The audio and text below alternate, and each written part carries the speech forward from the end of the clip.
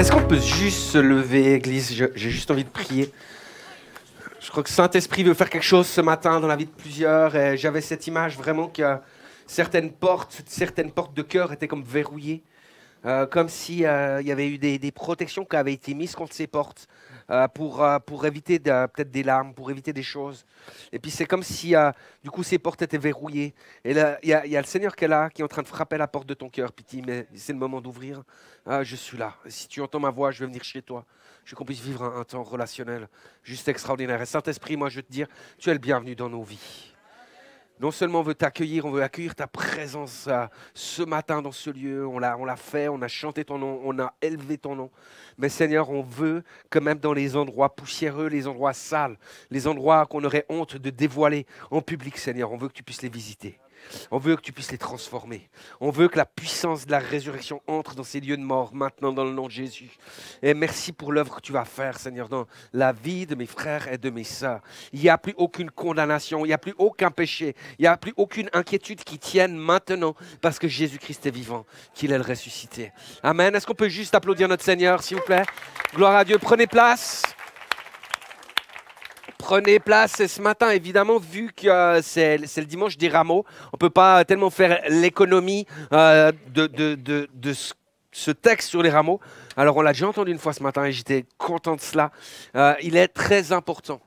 On ne sait pas trop comment faire. C'est dans les rites catholiques, en fait, ça marque bientôt la fin du carême, donc ils sont tout contents parce qu'ils crèvent la dalle, etc. Mais pour nous, des fois, on ne sait pas trop quoi faire de ces textes des rameaux. Voilà, on les sort à toutes les sauces. Il y en a qui pensent qu'il faut manger de la salade, des trucs comme ça, alors que ce n'est pas biblique. Hein. Mais je crois qu'il est vraiment important. Pourquoi? Parce que les 4 évangélistes nous parle de cette entrée triomphale de Jésus-Christ à Jérusalem. Et donc, c'est qu'on a quelque chose à saisir, à prendre de ce texte. Et je crois que comme la fête de Pâques, tu sais, ou même Noël ou quoi que ce soit, on n'est pas appelé à commémorer des vieux trucs d'il y a 2000 ans en arrière. Ça s'est passé, ok, dans un timing, mais Dieu veut faire quelque chose dans nos vies. Avec cela, aujourd'hui aussi, quelqu'un devrait dire Amen. On va lire donc 17 versets ce matin. C'est le truc de fou. On va lire la Bible dans une église, 17 versets. On va aller prendre dans l'évangile de Matthieu 21. Et voilà, moi je voulais demander, est-ce qu'il y a des enfants qui voudraient lire ces versets? Ils se sont barrés. Ils sont où les enfants? Wow! Les enfants? Ok, vous me suivez avec la caméra? Les enfants? Il y a quelqu'un qui aimerait lire les versets? Ah, je savais, j'étais sûr. Bah alors, tu viens? Non, mais sans blague. On m'a dit sois court, mais si les enfants, ils ne m'aident pas. Alors tu vois, ils sont tous écrits là. Et il suffit de lire. Et puis on peut les mettre en plein écran, s'il vous plaît, pour ceux qui sont sur le stream, ce serait gentil de penser à eux aussi. Voilà, tu peux lire. En approchant de Jérusalem, ils arrivèrent près du village de Bethphagée, Ouais, Bethphagée, sur le mont des Oliviers. Jésus envoya 2 de ses disciples en leur disant « Allez dans le village qui se trouve là devant vous. Dès que vous y serez, vous trouverez une ânesse attachée et près d'elle son petit. Détachez-les et emmenez-les-moi. Si quelqu'un vous fait une observation, vous n'aurez qu'à lui dire « Le Seigneur en a besoin » et on vous les laissera prendre immédiatement. » Suivant. Tout cela arriva pour que se réalise la parole du prophète. Dites à la communauté de Sion, voici ton roi qui vient à toi, humble, il vient monter sur une ânesse, sur un ânon, le petit d'une bête de somme. Ça continue jusqu'à 17. Ah d'accord. Les disciples partiront donc et suivirent les instructions de Jésus. Ils amenèrent l'ânesse et son petit et posèrent sur eux leurs manteaux. Et Jésus s'assit dessus. Une grande foule de gens étendirent leurs manteaux sur le chemin. D'autres coupèrent des branches aux arbres et en jonchèrent le chemin. Et toute la foule, de la tête à la fin du cortège, criait « Hosanna au fils de David ! Béni soit celui qui vient de la part du Seigneur. Hosanna à Dieu au plus haut des cieux. » Quand Jésus entra dans Jérusalem, toute la ville fut en émoi. Partout on demandait « Qui est-ce » Et la foule qui l'accompagnait répondait, « C'est Jésus, le prophète de Nazareth en Galilée. » Jésus entra dans la cour du temple. Il chassa tous les marchands ainsi que leurs clients. Il renversa les comptoirs des changeurs d'argent ainsi que les chaises des marchands de pigeons.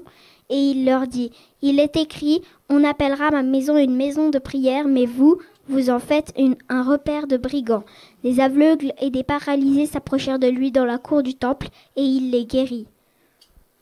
Quand les chefs des prêtres et les spécialistes de la loi virent les miracles extraordinaires qu'il venait d'accomplir, quand ils entendirent les cris des enfants dans la cour du temple, « Hosanna au fils de David », ils se mirent en colère et lui dirent, « Tu entends ce qu'ils crient ? Parfaitement, leur répondit Jésus. C'est bien, vas-y. C'est excellent. Et vous n'avez donc jamais lu cette parole de la bouche des tout-petits et de celle des nourrissons, tu as su tirer ta louange. Puis il les laissa et quitta la ville pour se rendre à Béthanie où il passa la nuit. Amen. Merci beaucoup.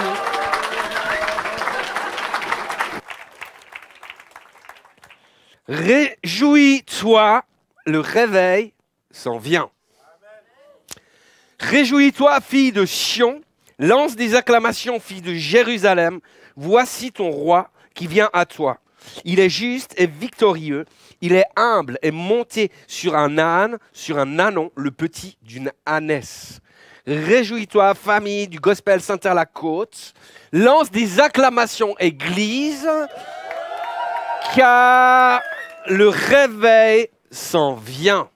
Et je crois véritablement que ce texte nous montre, en fait, nous dévoile de quelle manière un réveil se met en mouvement, de quelle manière les choses s'en viennent. Et j'aimerais juste souligner quelques articulations vraiment de ce que veut faire l'Esprit Saint en cette saison. Parce que c'est important, vous savez, tous les signes, les prophéties sont favorables à ce qu'un réveil éclate dès aujourd'hui. Dès maintenant. Est-ce qu'il y a un nouveau déversement du Saint-Esprit en cette saison ? Et la réalité, c'est qu'on n'y prête pas forcément attention. Tout comme au temps de Jésus.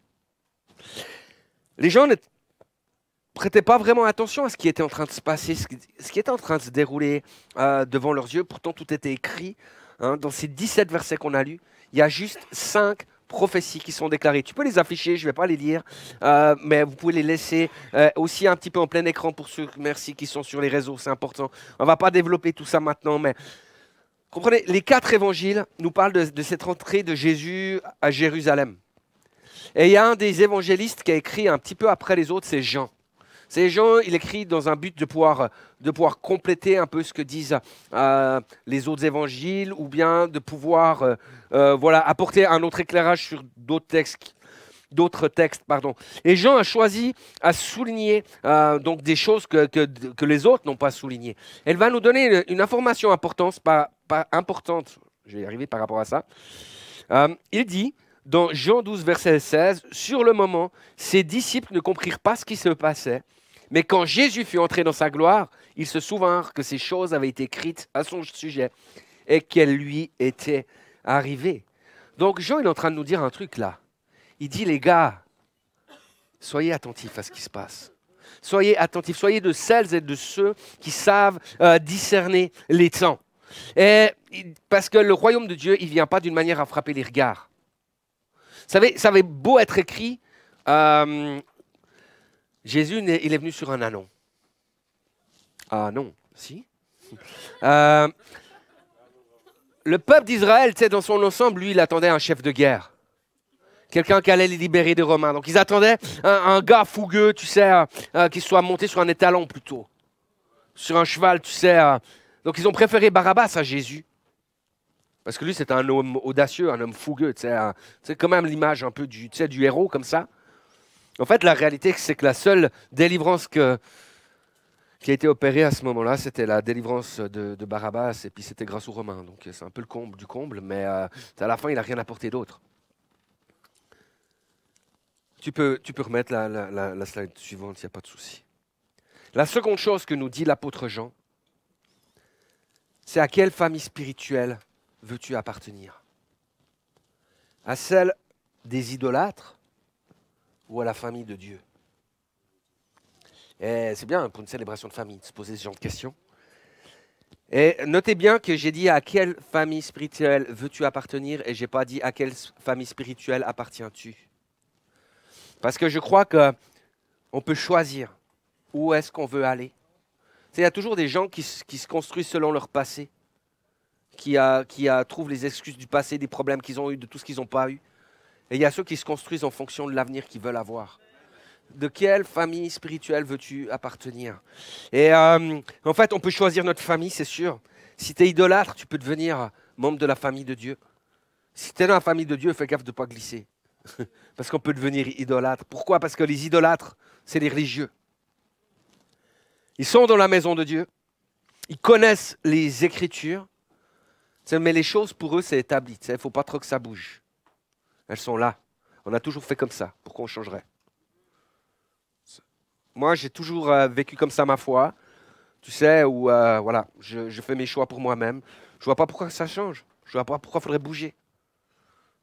Tu sais, puis finalement, à la fin, tu ne veux pas trop que l'Esprit opère des miracles parce qu'en fait, tu ne veux pas trop que le Saint-Esprit te dérange dans ta vie. Puis là, tu deviens vite religieux. Tu ne crois plus aux guérisons, tu ne crois plus aux miracles, tu ne crois plus à rien. Mais ce qui va plus loin, c'est que l'esprit religieux, il va faire taire l'esprit, il va faire taire Jésus dans sa propre maison, dans le temple. Les idolâtres, c'est les vendeurs du temple. Ils sont également dans la maison de Dieu, les vendeurs du temple. Et il faut bien penser à un truc à une époque. Vous savez, c'était la fête de Pâques. Donc, j'ai entendu un truc à la radio là ce matin. Qu'est-ce qu'ils ont dit? Que Jérusalem, normalement, c'était une ville de 30 000 âmes à peu près. Et puis qu'à Pâques, il y avait 150 000 personnes qui débarquaient. Donc il y avait un réel mouvement. Hein. Donc il y a des gens qui venaient de tout le pays. Il y a des gens qui venaient de plus loin, qui venaient d'Asie mineure, qui venaient de Rome, qui venaient de différents lieux. Et vous savez, le principe à Pâques, il y avait 2-3 sacrifices à faire quand même. Et tu sais, des fois, c'était compliqué. Si tu devais te bouger avec ton œuf, ton œuf, ça va. Mais bon, qui vole un œuf, vole un bœuf. Hein, donc à la fin, tu te bougeais avec ton bœuf, tes pigeons, etc. C'était un peu compliqué à se mettre en route, surtout si tu venais de loin avec des bateaux, etc. Donc en fait, le rôle des vendeurs du temple, à la base, c'était de servir les pèlerins. C'est-à-dire, ils étaient là. Comme les pèlerins, ils ne pouvaient pas tout prendre avec eux, eh ben, il y avait des gars qui étaient là pour leur vendre les choses. Et ça, ce n'est pas un problème. Ce n'est pas un problème qu'ils se fassent une marge sur ce qu'ils vendent. Pourquoi? Parce que tout travail mérite salaire. Donc, il y a une logique, il y a une cohérence. Ce n'est pas un souci. Mais là, il y avait un réel dumping, tu sais. Comme dans les festivals, tu sais, où tu vas acheter ton coca à 15 balles, tu te dis, ça fait toujours mal au bide, tu sais, quand tu sais qu'il était à 1,50 € à la Migros juste avant. Et ils faisaient pareil. Mais du coup, les pèlerins, ils n'avaient pas le choix. Hein. Donc, tu arrives, tu es obligé de commencer à faire affaire avec eux et finalement, le pardon de tes péchés devient cher. Donc, les vendeurs représentent ceux qui, en apparence, servent dans la maison, mais en fait, qui sont là pour rechercher leur propre intérêt, leur propre gloire. Les idolâtres, c'est la foule qui est emportée par l'excitation et la liesse, accueille Jésus comme ce Messie et qui, quelques jours plus tard, vont crier qu'on le mette à mort. En fait, c'est ceux qui aiment juste le fun, l'excitation, qui aiment, ils aiment la célébration, ils aiment que ça bouge, tu sais. Mais, par contre, les soirées de prière, il n'y a personne. Mais, tu sais, dès qu'il y a des difficultés, ils vont commencer à tourner leur veste. Et puis, ils sont prêts à trahir, même leurs frères, leurs sœurs, quand surviennent des temps plus compliqués. J'ose faire une petite parenthèse. Parce que, tu sais, quand... il y a quelqu'un qui a dit oui, donc c'est un homme béni, c'est un homme saint, et du coup, quand il dit des trucs qui m'arrangent, je l'écoute. Bref. Juste une petite parenthèse, parce que lorsque Jésus fut crucifié, d'accord, c'est vraiment le peuple d'Israël qui a rejeté son Messie, qui a rejeté son roi. Et ça, c'est une réalité.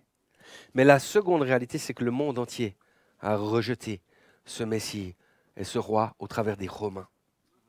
Et on fait ce qu'on veut, mais les dés, c'est de la part des Romains, ils étaient quand même un peu pipés. Je vous explique. Jésus, il crée du trouble quand même. C'est que tu le veuilles ou pas, ça crée des tensions. Pas parce que de ce qu'il disait était mauvais, mais parce que les gens réagissaient mal. Donc Jésus, ça créait du trouble.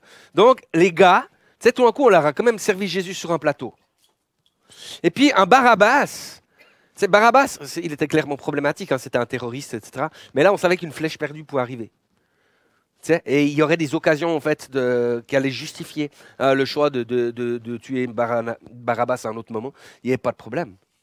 Mais quand on réfléchit aux choses, ils ont présenté à la foule Jésus et Barabbas. Barabbas, gars, c'est costaud, etc. Il est en prison, d'accord, mais ça va lui. Jésus, il vient de passer par le fouet. Il vient, tu sais, c'était un fouet qui t'écorchait la peau, donc franchement, il devait y avoir des organes à vif, il devait y avoir des trucs, du sang, ça devait être, tu sais. Et quand on, tu sais, à quelque part, on te dit, tu veux quoi? Tu veux Jésus qui est en sang? Tu veux Barabbas? La réalité, c'est que la plupart des gens, ils ont pas envie de ça les dégoûte. C'est horrible, ça confronte quelque chose. Et donc, je dis que les Romains, ils ont fait quand même exprès. Vous voyez? Les choses étaient quand même pipées. Je ferme ma parenthèse, mais je crois qu'il y a eu quelque chose vraiment qui s'est joué spirituellement, qui était là, pour expliquer qu'à la fois le monde entier, à la fois le peuple de Dieu, à ce moment-là, a refusé Jésus. Et nous, je crois voilà, choisissons Jésus en tout temps. Amen. L'idolâtrie, je reviens là-dessus, parce que l'idolâtrie, elle va avoir une conséquence qui est simple. C'est que Jésus, et c'est marqué dans le verset 17, le dernier verset qu'on a lu, qu'est-ce qui est écrit? Jésus les quitte, il sort de la ville pour aller à Béthanie et il passe la nuit là-bas. Qu'est-ce que ça veut dire? Quand il y a de l'idolâtrie, les amis, il n'y a plus tout d'un coup le miraculeux. Il n'y a plus tout d'un coup la présence de Jésus. Il n'y a plus... Parce que Jésus, il s'en va. Il laisse les idolâtres pour aller dans sa famille spirituelle. C'était ses disciples.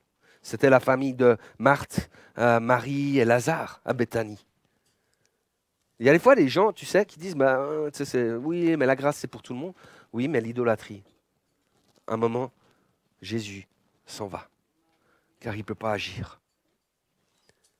Plusieurs prophètes ont déclaré que dans cette saison d'aujourd'hui, dans les temps de maintenant, le réveil qui s'en vient allait commencer par l'Église. Et il y a un truc qui est fou, on a eu un week-end, c'était quand le week-end passé ou il y a 15 jours? Week-end passé, avec les leaders des gospels là. Et on a remarqué une chose, c'est que dans chaque gospel center, en fait, l'esprit est en train de dire la même chose. Il y a un esprit d'adoption qui est en train d'être déversé pour lever vraiment une famille spirituelle. C'est quelque chose de fort et le Saint-Esprit est en train de parler partout de la même manière. Et il est en train de préparer vraiment l'épouse pour non seulement le réveil qui s'en vient, mais pour son retour aussi. Et je crois que c'est quelque chose de très, très fort. Mais de la même manière que Jésus a renversé, tu sais, l'étape des vendeurs, je crois qu'il y a des fois des choses que Jésus veut renverser dans nos vies. Il y a des choses qui sont devenues comme des autels, comme des idoles dans notre propre vie que Jésus veut renverser. Et c'est quoi une idole? C'est tout ce qui prend la place de Dieu dans ta vie. C'est pas compliqué. Et un autel, c'est tout ce qu'on sacrifie à quelque part, alors que le Seigneur ne nous a pas demandé. C'est tout ce que, voilà. L'obéissance, les amis, vaut mieux que les sacrifices. Hein. Alors moi, j'aimerais savoir, il y a des enfants toujours ici ou pas? Allô? Reviendez. Reviendez un peu par là. Reviendez un peu par là. Non, parce que moi, j'ai prévu quand même un truc avec les enfants ce matin. On me dit, c'est une célébration famille. Je lui dis, on va parler aux enfants. Les enfants, ils se barrent. C'est parce que tu as dit, je pense, reviendez. Reviendez, tu vois. Donc, tout le monde est content. Ok. Pour ceux qui sont pas contents des fautes de français que je fais volontairement ce matin, voilà, le français c'est lundi à l'école, c'est pas le dimanche à l'église. Les enfants, tu peux juste mettre le slide suivant s'il te plaît. Vous savez ce que ça signifie Hosanna? Alors, first. Gloire à Dieu dans les cieux. Première proposition. Y a-t-il quelqu'un d'autre qui a une autre proposition?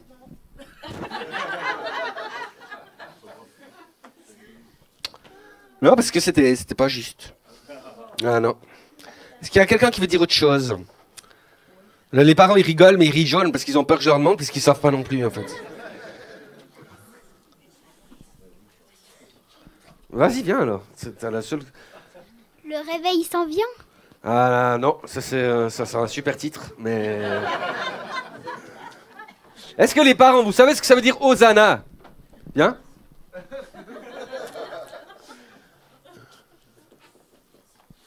Tu me tapes pas si je dis faux. Hein. Alors moi je redirais un peu comme Maëva, mais gloire à Dieu au plus haut des cieux. Eh ben non. Ouais. Je profite de faire une parenthèse pour expliquer que c'est pour ça qu'il y a des pasteurs hein, qui savent tout.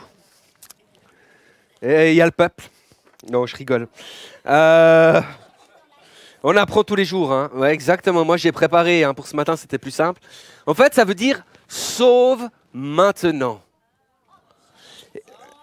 C'est hyper puissant. Vous imaginez ce qui est en train de se passer? Vous savez, je disais avant, à Pâques, hein, il y avait vraiment beaucoup de gens qui venaient à Jérusalem pour célébrer ça. Vous vous rappelez quand c'est la première Pâques? C'est en Égypte. Vous vous rappelez que c'est quand, en fait, c'est Dieu qui a appelé Moïse et tout le peuple d'Israël à célébrer la Pâques parce que l'ange de la mort allait passer sur le pays d'Égypte et tuer tous les enfants premiers-nés. C'était horrible, mais Dieu voulait protéger son peuple. Et qu'est-ce qu'il a dit? Il a dit, vous allez à ce moment-là, vous allez sacrifier un agneau, et puis avec le sang, vous allez le mettre sur les cadres de porte, sur les cadres de fenêtres. Et quand l'ange de la mort va passer sur le pays, il verra cela, et il ne touchera pas à toutes celles et ceux qui sont sous le sang de Jésus-Christ. De l'agneau, mais ça représentait Jésus-Christ. Et quand, tu sais, le truc de fou, qu'est-ce qui se passe? Jésus, et puis, ouais, pardon, encore un petit détail. Après, en fait, c'était en fait à Pâques où en fait on sacrifiait un agneau justement pour le pardon du peuple, pour le pardon des péchés du peuple. Et ça, une fois par année, il y avait ce sacrifice qui était fait. Et je disais donc, le truc de fou, c'est que quand Jésus entre dans Jérusalem sur l'ânon, les gens sont en train de crier à Jésus, sauve-nous maintenant. Vous vous rendez compte de cette puissance? Et en fait, je pense qu'ils ne savaient pas ou qu'ils ne se rendaient pas compte que Jésus était cet agneau de Dieu qui ôte le péché du monde. Mais ils étaient déjà en train de célébrer Pâques à ce moment-là. Tu sais, et prophétiquement, je crois, ils accueillaient celui qui allait nous sauver, tu sais, qui allait sauver vraiment toute l'humanité. Et il y a un truc de fou parce que quand tu acceptes Jésus-Christ comme ton sauveur et ton Seigneur, tu sais, il y a un moment, tu sais, tu crois parce que tes parents croient. Puis Jésus dit, mais est-ce que tu veux croire en moi? Est-ce que tu veux me donner ta vie? Est-ce qu'il y a des enfants qui disent ce matin, moi Seigneur Jésus, je veux te donner ta vie, ma vie. C'est le choix que je veux faire. C'est pour toi que je veux vivre. Est-ce qu'il y en a qui veulent dire ce matin, Seigneur Jésus, oui, je veux obtenir la vie éternelle. Oui, je veux connaître le salut pour ma vie. Et je veux accepter Jésus-Christ comme mon sauveur, mon Seigneur. Il y a peut-être des gens ce matin, vous savez, on est habitué à aller à l'église. On est peut-être des gens qui sont dans le temple, mais on doit reconnaître qu'on est devenu un peu des religieux, un peu sclérosés. Ou peut-être qu'il y a d'autres choses qui passent dans nos vies vraiment avant Jésus. Et puis ce matin, je crois que le Seigneur, il veut faire quelque chose. Il veut restaurer quelque chose dans nos vies. Je crois qu'il veut restaurer quelque chose de l'ordre de sa gloire, de sa sainteté, afin que tu puisses crier ce matin « Hosanna !» et puis que le Seigneur vienne te sauver dans n'importe quelle situation que tu sois.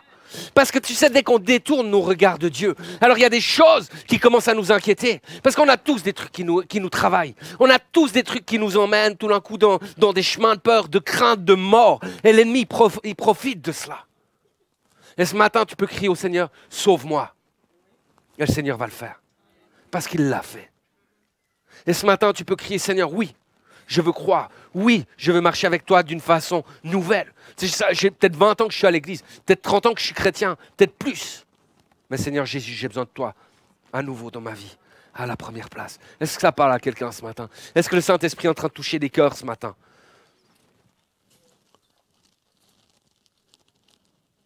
Ce matin, on va vivre quelque chose d'assez extraordinaire. Et j'aimerais vous poser une question, c'est est-ce que tu serais prêt, est-ce que tu es d'accord de devenir un outil pour le réveil? Est-ce qu'il y en a qui sont d'accord ici? Vous savez, il y a un truc de fou, hein? Mais tu vois, c'est là où vous êtes parti dessiner, après vous ne comprenez plus rien. En fait, ça veut dire que... Tu me suis? Je suis au ralenti pour que la caméra... En fait, il y a un truc de fou qui se passe dans cette histoire, je vais vous expliquer. C'est une très bonne question, Maëva. Qu'est-ce que ça veut dire, être un outil pour le réveil? Vous savez, les disciples, ils ne comprenaient pas tout ce qui était en train de se passer. C'est ce que j'ai lu avant. Ils n'étaient pas en train de... Ils ne comprenaient rien, en fait, mais ils ont simplement obéi à ce que Jésus leur a dit. À un moment, il les a envoyés chercher l'âne. Et puis, qu'est-ce qu'ils vont faire? Ben, c'est les premiers qui vont déposer leurs vêtements sur le dos de l'âne, de manière à ce que Jésus puisse s'asseoir dessus. Et en fait, en déposant leurs vêtements, ils ont libéré quelque chose prophétiquement. Ils ont libéré la capacité du réveil. Le réveil, c'est cette foule qui crie « Hosanna », qui est en train de crier « Seigneur, sauve-nous ». Le réveil, c'est... En fait, c'est quand Jésus arrive dans le temple, il y a des miracles, il y a des guérisons, il y a plein de choses qui se passent parce que Jésus agit. Et puis le réveil, c'est tout d'un coup, vous savez, les enfants, c'est eux qui ont continué à crier. C'est eux qui continuaient, qui étaient dans le temple en train de crier « Hosanna ». Et puis ça énervait justement les religieux. Mais le réveil, il vient, c'est quand Jésus, il agit comme lui, il veut, d'une manière extraordinaire. Et c'est ce qu'il veut faire dans cette saison, c'est libérer sa puissance sur son peuple, comme à l'époque. Tu sais, dans le livre des Actes, quand ils reçoivent le Saint-Esprit, commencent à parler en langue, commencent à proclamer la parole de Dieu, il y a des milliers de conversions, il y a des guérisons, il y a des miracles à tous les coins de rue. Et c'est ce que Dieu veut faire dans cette saison. Et moi, ce matin, j'aimerais vous proposer d'être un outil pour le réveil et de faire un acte prophétique. Tous ceux qui sont d'accord, ce qu'on va faire, on va vivre des choses comme ça. On va faire un chemin avec nos manteaux, depuis la scène, là, jusqu'à l'entrée. Pour qu'on puisse dire au Seigneur, tu sais, comme le peuple qui jetait ses manteaux par terre, ben nous, on veut jeter nos manteaux par terre pour que le réveil puisse entrer, que l'Esprit puisse faire son entrée dans cette église et qu'il y ait des changements qui puissent se manifester pour de vrai. On va faire ça ce matin. Et on va faire une autre chose. On prendra un chant. On va prendre un chant de... J'ai mis en fait une vidéo. C'est une vidéo voilà, d'un chant de... Je ne sais plus quel est le titre maintenant. Mais c'est un chant du groupe de Gospel Wave. Vous savez, ils sont en train de sortir un album et puis on va pouvoir chanter avec. Et puis moi, j'aimerais que les enfants, si vous êtes d'accord, ce matin, vous puissiez prier pour les malades. Prier pour la guérison. Si vous ne savez pas comment faire, parce que vous ne l'avez jamais fait, je vous explique en 2 mots. Admettons que quelqu'un il est mal au pied. D'accord? Eh bien, vous priez pour lui, dites au nom de Jésus, tu sais, ton pied est guéri maintenant, puis tu lui dis vas-y, marche. D'accord? Si ça ne marche pas, bah, tu lui dis cours. Parce qu'en fait, tu sais, si ça ne marche pas, tu dis une deuxième fois, tu dis t'as pas entendu ou quoi? Tu marches maintenant dans le nom de Jésus. Parle au pied, hein, pas à la personne. Parce que je crois qu'on se fait beaucoup trop voler de choses par l'ennemi au niveau de la maladie. Je pourrais témoigner d'une chose un peu plus tard une fois, mais je crois vraiment qu'on est dans une saison où il faut dire stop maintenant. Et puis des fois, nous, on fait des longues prières parce qu'on a peur que ça ne marche pas, puis on commence à expliquer de long en large comment ça devrait se faire. Mais ce n'est pas nos paroles qui changent quelque chose, c'est l'action de l'Esprit de Dieu. Et ce matin, on veut s'appuyer sur le réveil. Ce matin, on veut s'appuyer sur ce que l'Esprit veut construire. Et on veut vraiment être de celles et de ceux qui proclament la délivrance et la guérison et qui vivent le royaume. Amen. Et puis, alors, on va se mettre en mouvement, c'est sûr. Puis moi, j'aimerais vous encourager, toutes celles et ceux qui sont à la maison, de pouvoir déposer un manteau aussi devant vous, déposer un pull, un habit, quelque chose par terre. Il y a le réveil qui s'en vient dans chaque foyer aujourd'hui et on veut le déclarer avec foi. J'aimerais vraiment qu'on puisse s'encourager. S'il y en a qui ont des besoins de prière, parce que il y a quelque chose qui les heurte ce matin dans le message, parce que l'Esprit est en train de les toucher, on a des équipés de prière, vous l'avez entendu. Allez vers eux, ceux qui ont besoin d'être touchés par la guérison. Il y aura plein d'enfants ici. Il va se passer des choses de gloire et on va chanter ce chant en même temps. Donc on va se mettre en route, on peut se mettre en mouvement. Merci de pouvoir mettre la vidéo maintenant.